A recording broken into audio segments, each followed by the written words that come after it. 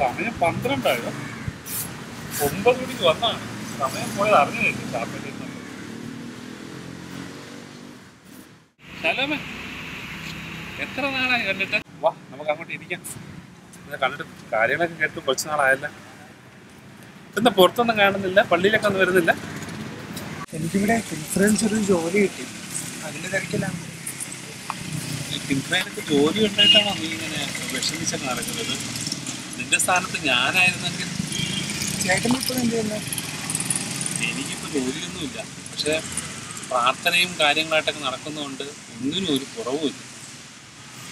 നിന്റെ മുഖത്ത് ഒരു വിഷമം കാണുന്നുണ്ട്. എന്നാ ചേട്ടൻ അറിയാമല്ലോ, അമ്മയ്ക്കാണെങ്കിൽ എപ്പോഴും അസുഖം, വീട്ടുവാണിക, പലിശ, ഒരു കുടുംബം മുഴുവൻ.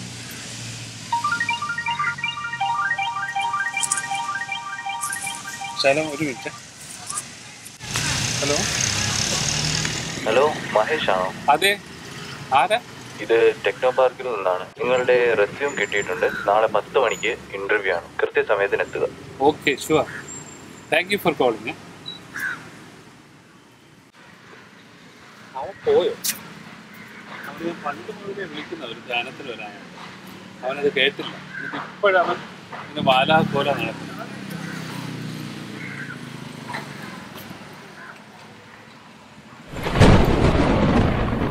മഹേഷ് എന്തായി ചെയ്തത്? അവനും ദൈവ പൈതലല്ലേ? അവനെയും ദൈവം സ്നേഹിക്കുന്നു. വിധിക്കപ്പെടാതിരിക്കാൻ നിങ്ങളും വിധിക്കരുത്. നാളെ ഇൻ്റർവ്യൂ ആണ്.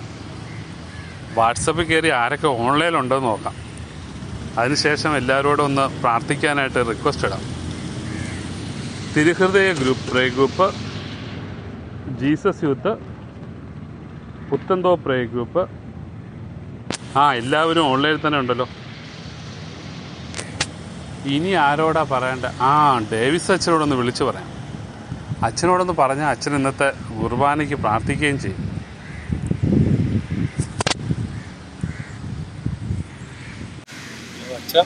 ആരാ? ഞാനാണ് അച്ഛാ, മഹേഷ്.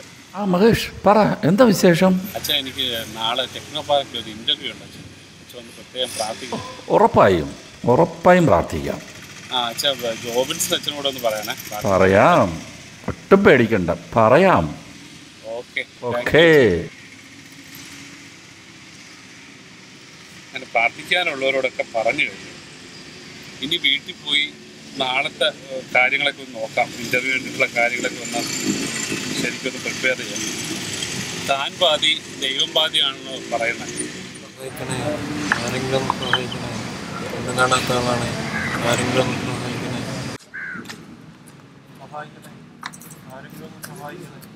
കണ്ണ് കാണാത്ത ആളാണ്. ആരെങ്കിലും സഹായിക്കണേ. ആഹാരം കഴിച്ചിട്ട് 2 ദിവസമായി. ആരെങ്കിലും സഹായിക്കണേ.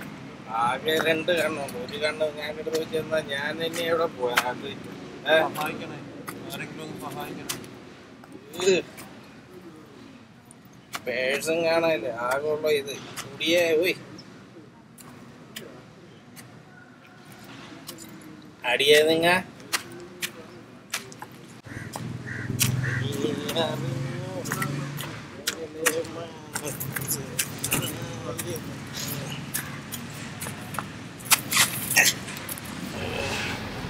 ഈ കിളവനെയൊക്കെ ആരെ സഹായിക്കാൻ പോണെന്ന് അവിടെ ഇനിയിപ്പോൾ പോകാനൊന്നും പോയി. ഇവിടെയൊക്കെ തന്നെ ഇരുന്നു.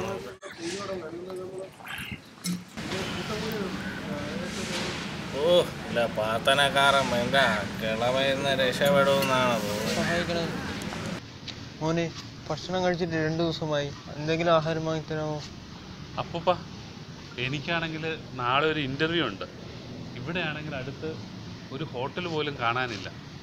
ഞാനൊരു കാര്യം ചെയ്യാം, അപ്പൂപ്പന് ഞാനൊരു 100 രൂപ തരാം. അപ്പൂപ്പന് ഇത് പോയി എന്തെങ്കിലും മേടിച്ച് കഴിച്ചോ. സഹായിക്കണേ, ആരെങ്കിലും ഒന്ന് സഹായിക്കണേ.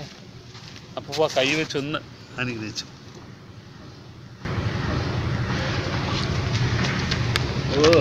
പ്രാർത്ഥനക്കാരൻ സ്വന്തം കാര്യം, കിളവന്റെ കാര്യം ഗോപി. ഇവനാടാ കിളവനെ സഹായിക്കാൻ.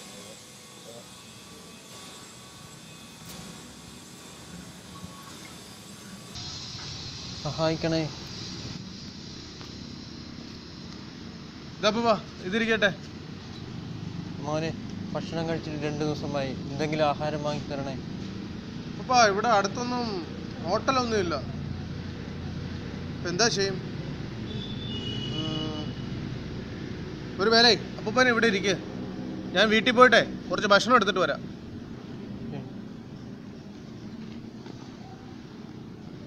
സജു ഞാൻ വിചാരിച്ച പോലെ നല്ലൊരു പയ്യൻ.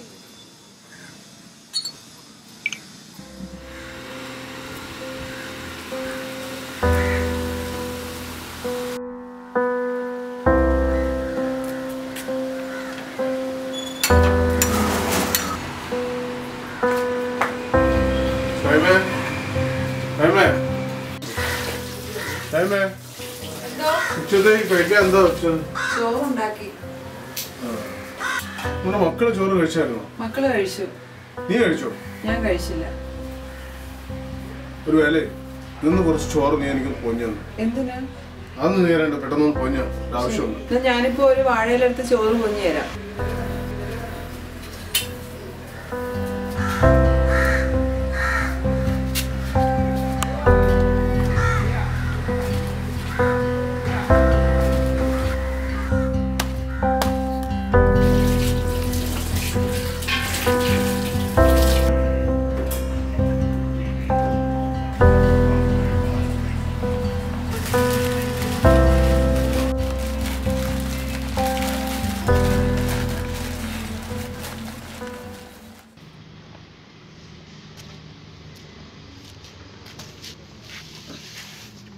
അപ്പൂപ്പാ ഇത് കുറച്ച് ചോറുണ്ട്, കഴിക്കേ.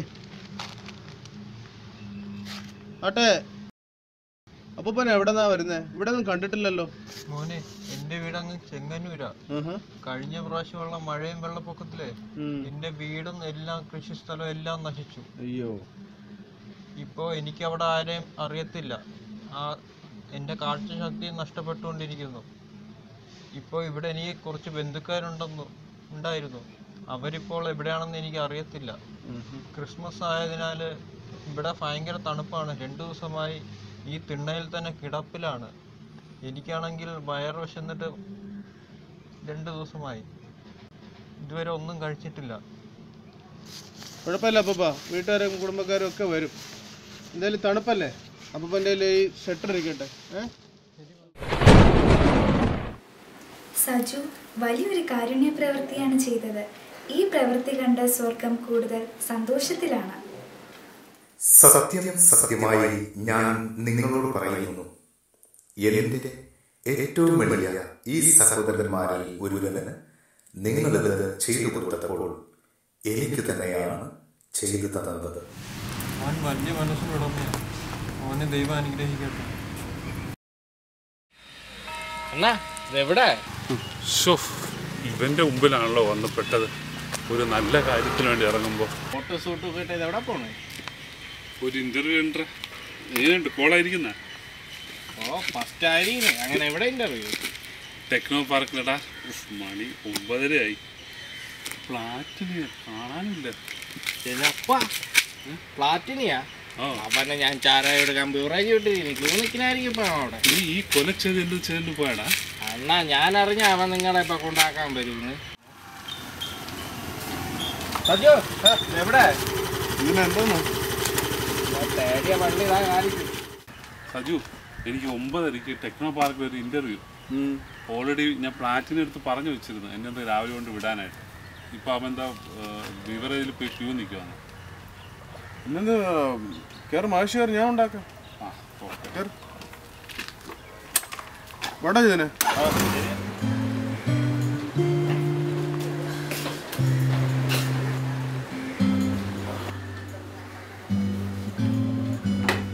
എന്താ താമസിച്ചേ? ജോലിക്ക് പോയിട്ട് എന്തായി? ജോലിക്ക് എനിക്ക് സമയത്തിന് എത്താൻ പറ്റിയില്ല.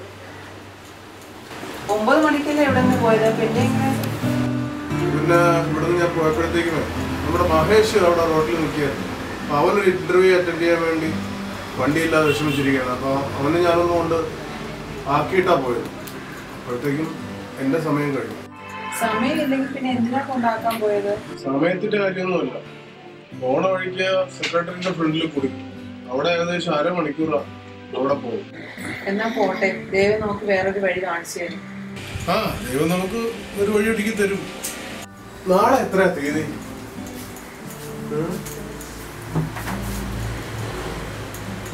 മറ്റന്നാളല്ലേ 18? അതെ. നീ പറഞ്ഞോ? എന്താ ഏട്ടാ? അച്ഛനൊക്കെ വീട് സന്ദർശിക്കാൻ വരുന്ന അന്നാണ്.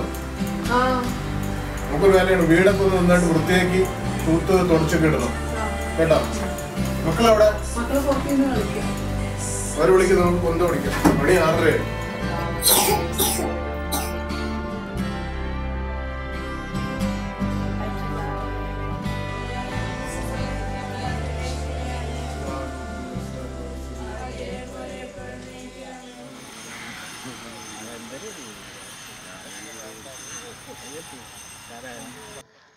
അണ്ണാ ഇന്നലെ ഇന്റർവ്യൂവിന് പോയിട്ട് എന്താ ജോലി കിട്ടിയാ നിങ്ങൾക്ക്?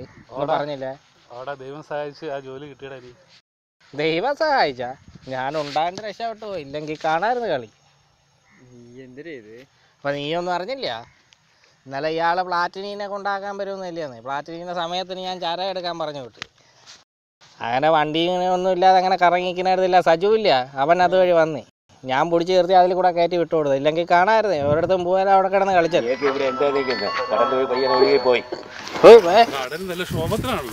ഈ കടലിലൊക്കെ ഇറങ്ങി ആര് രക്ഷപ്പെടാനാണ്? ചാളൊക്കെ ചത്തുപോകും. നമ്മൾ വല്ല പിടുത്തോണ്ടായിരുന്നു. ഇല്ല, ഏത് കൊച്ചൊന്നും ഒരു പിടുത്തമില്ല ഇതുവരെ. ആരെങ്കിലും ഇറങ്ങിയാ രക്ഷപ്പെടും, ഇല്ലെങ്കിൽ ആളെ ചത്തുപോകും.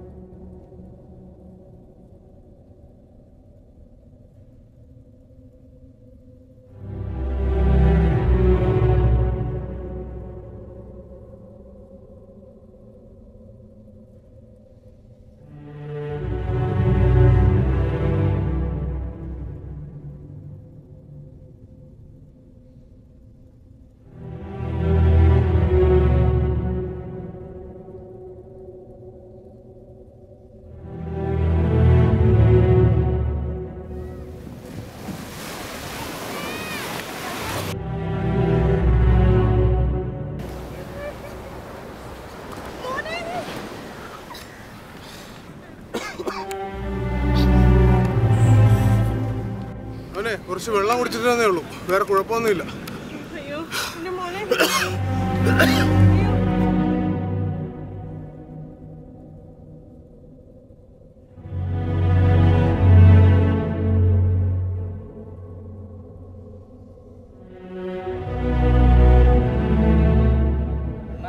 സജുവിനെ സമ്മതിക്കണം. സുനാമി വന്നാൽ പോലും കടലിൽ ചാടുന്ന കിളവന്മാരുള്ളപ്പോൾ ആ ചെറുക്കൻ ചാടി ആ ചെറുക്കൻ്റെ അടുത്ത് സമ്മതിക്കണം. എന്തോ സമ്മതിക്കും.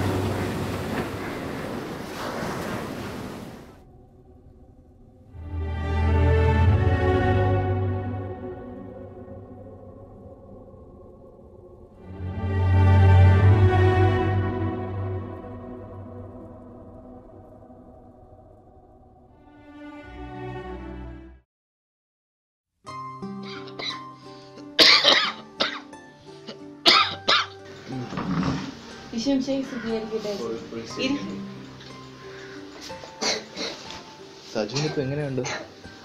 എനിക്കങ്ങനെ കുഴപ്പമൊന്നുമില്ല അച്ഛാ. രാത്രി ഉറങ്ങാൻ പറ്റുന്നുണ്ടോ? ഇല്ല അച്ഛാ, ചുമ കാരണം ഒട്ടും ഉറങ്ങാൻ പറ്റുന്നില്ല. അടുത്ത ആഴ്ച മുതൽ കീമോ തുടങ്ങണമെന്നാണ് ഡോക്ടർ പറയുന്നത്. ഈശോ സജുവിനെ കുറേയേറെ സ്നേഹിക്കുന്നുണ്ട്, അതുകൊണ്ടാണ് ഇത്രയേറെ സഹനങ്ങൾ. സജു അൽഫോൺസാമയെ കുറിച്ച് കേട്ടിട്ടില്ലേ? സഹനപുത്രിയായിരുന്നു അൽഫോൺസാമ. തൻ്റെ സഹനത്തിലൂടെ കുറേയേറെ ആത്മാക്കളെ നേടി. ഞങ്ങൾ നിരന്തരം സജുവിന് വേണ്ടി പ്രാർത്ഥിക്കുന്നു. ഞാനൊന്ന് സജുവിനെ പ്രാർത്ഥിച്ചിട്ട് ഇറങ്ങട്ടെ.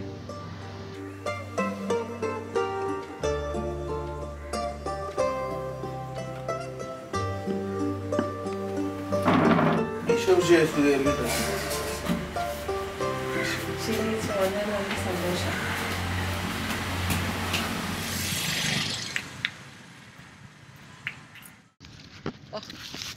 പാരിച്ചത് എവിടെയാണ്? ഇതാരാ? ജിതിനോ? ഞാൻ സജുവിൻ്റെ വീട് വരെ പോയിട്ടോ. സജുവോ? അവനെന്ത് പറ്റി? നീ അറിഞ്ഞില്ലേ? അവന് ക്യാൻസറാണ്. കണ്ടുപിടിച്ചിട്ട് 1 മാസമായി. അച്ഛോ, ഞാൻ ഇന്നലെയും കൂടി അവനെ കടപ്പുറത്ത് വെച്ച് കണ്ടതാ മുങ്ങിപ്പോയ ഒരു ചെറുക്കനെ മുങ്ങിയെടുക്കുന്നത്. ആ, അതിനെക്കുറിച്ച് ഞാനും കേട്ടു ജിതിൻ. ചില ജീവിതങ്ങൾ അങ്ങനെയാണ്, സ്വന്തം കാര്യം നോക്കാതെ മറ്റുള്ളവർക്ക് വേണ്ടി കൂടി ജീവിക്കും. ഈശോയും ആഗ്രഹിക്കുന്നത് തന്നെയല്ലേ. എന്നാലും അച്ഛാ, ഈ വയ്യാത്ത കാര്യം അവൻ ആരോടും പറഞ്ഞില്ലല്ലോ. അവൻ ശരിക്കും ഈശോയെ ആശ്രയിച്ച് മറ്റുള്ളവരെ സഹായിച്ച് അതിലാണെന്ന് കണ്ട് ജീവിക്കുന്നു ജിതിൻ. അച്ഛൻ പറഞ്ഞത് വളരെ ശരിയാണ്. അവൻ ഒരുപാട് നല്ല കാര്യങ്ങൾ പ്രശംസ ആഗ്രഹിക്കാതെ ചെയ്യുന്നുണ്ട്. ഞാനും ഒന്ന് അവനെ പോയി കണ്ടിട്ട് വരാം. ദൈവമകനെ അനുഗ്രഹിക്കട്ടെ.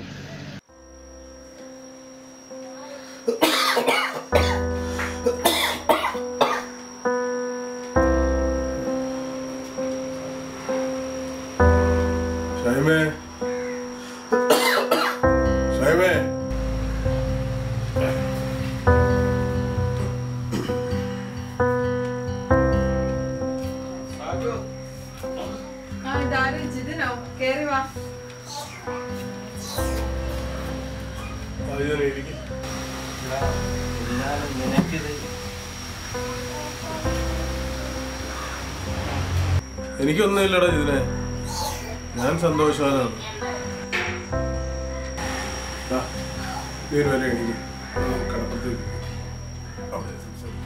സജു, ഇത്രയും പൊട്ടിപ്പൊളിഞ്ഞ വീട്ടിലാണോ നീ താമസം? എന്നിട്ടാണോ നീ ആൾക്കാരോടൊന്നും പറയാതെ ഇങ്ങനെ എല്ലാവരെയും സഹായിച്ചൊക്കെ നടക്കുന്നത്? ജിതിനെ, ഒന്നുമില്ലായ്മയിൽ നിന്നാണ് എന്നെ ദൈവം ഇതുവരെ കൊണ്ടെത്തിച്ചത്. എൻ്റെ ഭാര്യയും മക്കളും എല്ലാം ദൈവം നൽകിയതാണ്. ഭൗതികമായ വലിയ സമ്പത്തൊന്നും എനിക്കില്ലടാ. പക്ഷേ ഇന്ന് വരെയും എന്നെയും എൻ്റെ കുടുംബത്തെയും ഈശോ പട്ടിണി കിടത്തിയിട്ടില്ല. അതുകൊണ്ട് തന്നെ ഞാൻ എൻ്റെ ദൈവത്തിനെ എത്ര കഷ്ടപ്പാടുണ്ടായാലും മഹത്വപ്പെടുത്തിക്കൊണ്ടിരിക്കും.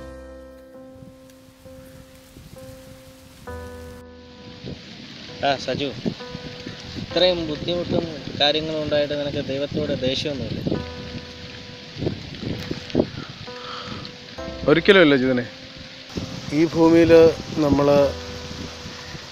സഹനങ്ങൾ സന്തോഷത്തോടെ സ്വീകരിക്കുകയാണെങ്കിൽ ശുദ്ധീകരണ സ്ഥലത്തുള്ള സഹനങ്ങൾ നമുക്ക് കുറവായിരിക്കും.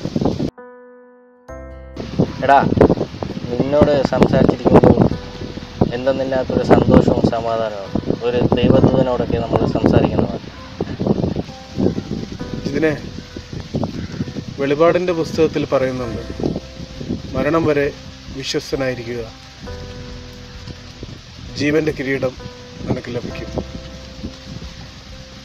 നമ്മുടെ സന്തോഷത്തിലും സങ്കടങ്ങളിലും എല്ലാം ദൈവത്തിനോട് ചേർന്ന് നിന്ന് കഴിഞ്ഞാൽ നമ്മുടെ എല്ലാ അവസ്ഥകളും സന്തോഷമായി തന്നെ നിലനിൽക്കും. അതാണ് ഞാനിപ്പോൾ ചെയ്തുകൊണ്ടിരിക്കുന്നത്. നീ പറയുന്നത് വളരെ ശരിയാണ്. ഈശോയോടൊപ്പം ചേർന്ന് നിന്നാൽ നമ്മുടെ ജീവിതത്തിൽ ദുഃഖത്തിനും നിരാശയ്ക്കും ഒന്നും സാധിക്കില്ല. എനിക്കും ഈശോയ്ക്കായി ജീവിക്കണമെന്ന് ആഗ്രഹമാണ്. ഇതിനെ നിൻ്റെ ഈ ആഗ്രഹം ഈശോ അറിഞ്ഞിട്ടുണ്ട്. ഉറപ്പായും നിൻ്റെ ജീവിതത്തിൽ ഈശോ പ്രവർത്തിക്കും.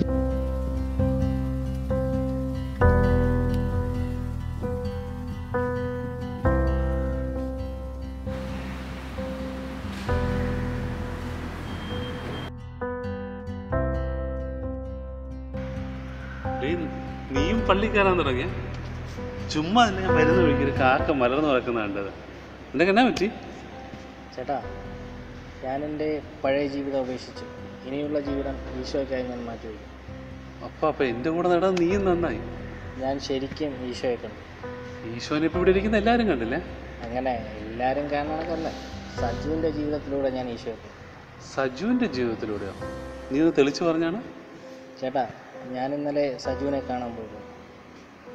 ഒരുപാട് ദുരിതത്തിലാണെങ്കിലും അവൻ ഈശോയിൽ ആശ്രയം വെച്ച് അതിൽ ആനന്ദം കണ്ടെത്തി ജീവിക്കുക.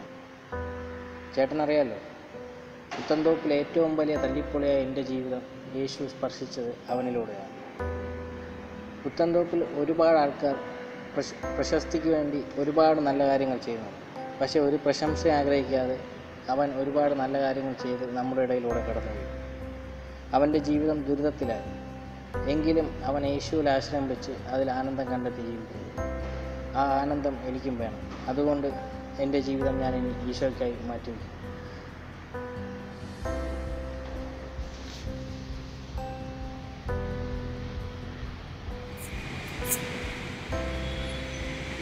പറഞ്ഞത് ഇത്ര ശരിയാണ്. കേട്ടില്ലേ ദൈവമക്കളെ, ഇന്ന് ജിതിനെയും മഹേഷിനെയും ഓർത്ത് സ്വർഗം സന്തോഷത്തിലാണ്. നിങ്ങൾ കണ്ടില്ലേ ഇവരുടെ മാനസാന്തരം സജുവിൻ്റെ ജീവിതം വഴിയാണ്. ഇന്ന് നിങ്ങൾ ഓരോരുത്തരുടെയും ജീവിതം കണ്ട് അനേകം മക്കൾ സ്വർഗത്തിന് സ്വന്തമാക്കാൻ സ്നേഹം കൈമുതലാക്കി വിശുദ്ധി മുറുകെ പിടിച്ചുകൊണ്ട് സ്വയം സമർപ്പണം ചെയ്ത് ജീവിക്കാൻ ഈ ജീവിതം ഇടയാകട്ടെ. നമുക്ക് സ്വർഗത്തിൽ വെച്ച് വീണ്ടും കാണാം ദൈവമക്കളെ.